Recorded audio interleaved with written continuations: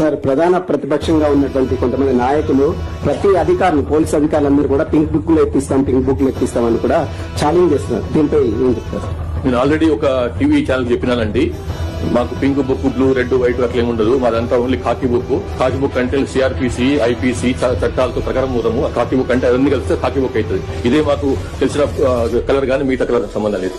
మంత్రి గారి కుమార్తె ఇంత తీవ్రమైన ఆరోపణలు చేస్తే టాస్క్ ఫోర్స్ పోలీసులు, మంత్రి గారు స్వయంగా నిందితుడిని కారులో వేసుకుని కళ్ల ముందు నుంచి పోతుంటే ఏం పీకుతుంది పోలీస్ యంత్రాంగం అని నేను అడుగుతున్నాను.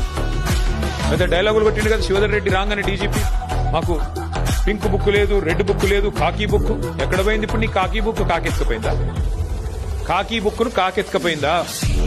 ఎక్కడ పోయినాయి మీ పోలీసు యొక్క దమ్ములు, మీ పోలీసు యొక్క తెలివితేటలు, చాతుర్యాలు ఎక్కడ పోయినాయి? కాంగ్రెస్ కార్యకర్తల కంటే హీనంగా పనిచేస్తూ మా కార్యకర్తల మీద ఒక రీట్వీట్ పెడితేనేమో 20 రోజులు జైల్లో పెట్టిన పోలీసులు ఏం పీకుతున్నారు ఇప్పుడు నేను అడుగుతున్నాను.